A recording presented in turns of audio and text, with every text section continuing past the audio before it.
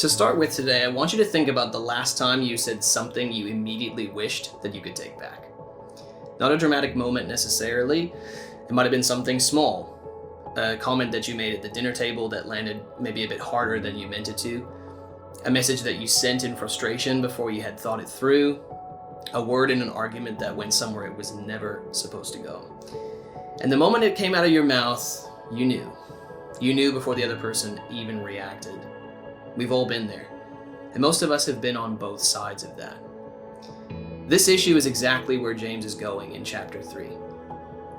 Now, we tend to think of the ways we go wrong mostly in terms of things that we do. Actions, choices, what we did or did not do.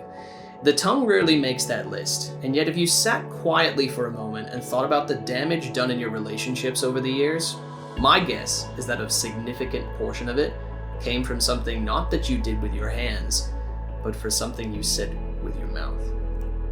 And James is not surprised by that. He's been thinking about the tongue since chapter 1, where he wrote that if anyone thinks that they are religious, but does not bridle their tongue, they deceive their own heart, and their religion is worthless. James 1:26. He's been building towards this, and in chapter 3, he gives it his full attention. And what he has to say is confronting, and I think that's deliberate. So, he opens with a warning to teachers. Not many of you should become teachers, my brothers, knowing that we will receive the greater judgment. James 3:1. Teachers in James' world carried real weight. They spoke with authority into the community. What they said shaped how people thought and lived. The responsibility was serious, and the accountability was serious to match that. But James does not stay with teachers for long. By verse 2, he's broadened the lens and he's looking at everyone. For we all stumble in many ways. All of us. He includes himself in that. It is not a humble confession so much as a plain observation that this is the human condition. We stumble, and nowhere do we stumble more visibly, more instantly, and sometimes more permanently than in what we choose to say. And then he makes this statement. And if anyone does not stumble in what he says, he is a perfect man, and also able to bridle his whole body. James 3:2. Now that is a striking claim. The one who can control what they say can control everything else, which means the tongue is not just one problem among many, it is the controlling problem. Get this right, James is saying and everything else follows. Then he shows you why it's so hard. He gives us two images first. A bit in a horse's mouth, and a rudder on a ship. Both are small, but both direct something far larger than themselves. A horse is very powerful, but a bit in the right hands guides the whole animal. And a ship can be enormous, driven by great winds, and yet a small rudder determines which direction it goes. James says the tongue is like that. Small in the body, but its reach is wildly disproportionate to its size. This is not yet a warning about destruction, it's an observation about influence. The tongue matters more than we typically treat it as mattering. And it's doing more than we think. And then in verse 5, the tone shifts. How great a forest is set ablaze by such a small fire. And the tongue is a fire, a world of unrighteousness. James 3:6. So James then begins to pile on. The tongue stains the whole body. It sets on fire the whole course of life. It is itself set on fire by hell. And in verses 7 and 8, he lands the argument with the line that stops everything. But no human being can tame the tongue. It is a restless evil full of deadly poison. James 3:8. So notice what James does not do here. He does not follow that with a technique. He does not offer a strategy or a practice or a set of steps. He simply lets it stand.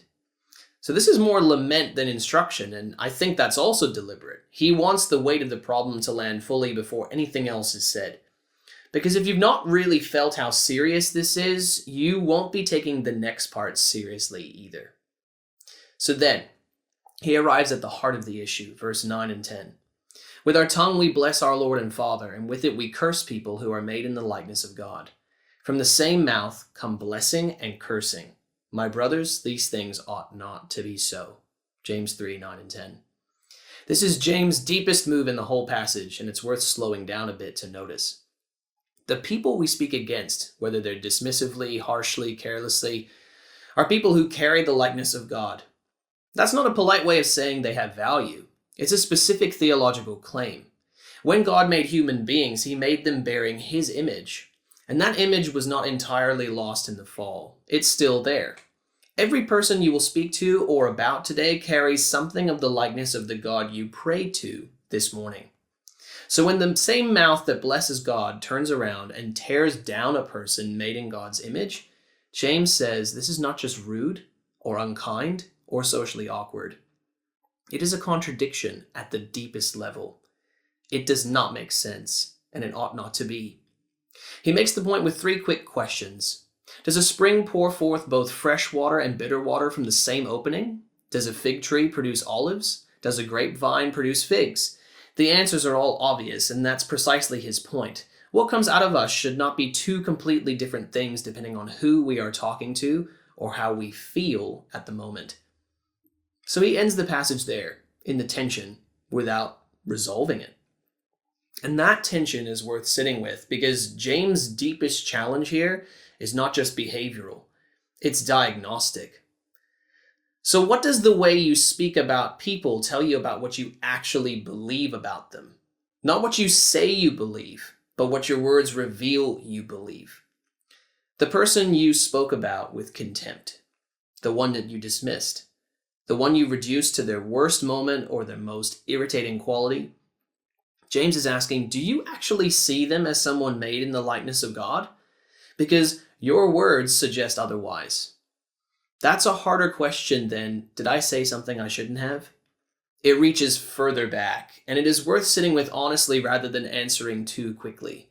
Because the quick answer is almost always, yes, of course I believe that. But James is not interested in the quick answer. He's interested in what your words have already revealed before you had a chance to speak one of them. So take that question with you. Don't do it as a guilt exercise, but do it as a genuine investigation. Pay attention to what comes out of your mouth over the next few days and ask yourself, what does this tell me about what I actually believe about this person? You might be surprised what you find. And what you find is worth bringing to God honestly, because honest seeing is where change tends to begin. So James ends this passage without giving us a solution. For a writer as practical as James, that silence is worth noticing. He has named the problem with full force and then simply stopped. No technique, no remedy, no reassurance. The lament is not a failure of the passage. It is the passage doing exactly what James intended. He wanted that weight to land, and it certainly does. There's one small detail that some readers have noticed. In verse 8, James does not simply say, no one can tame the tongue. The Greek is slightly more precise. It says, no one of humans can. It may be nothing more than emphasis, a sharpening of the irony that humans who can tame every species of wild animal cannot tame this one small member of their own body. But the word is there, and a reader sitting with that, they might find themselves asking, if not by human effort, then how? James doesn't answer that for us in chapter 3. He leaves the question in the room. And that in its own way is an invitation I think it's worth taking seriously.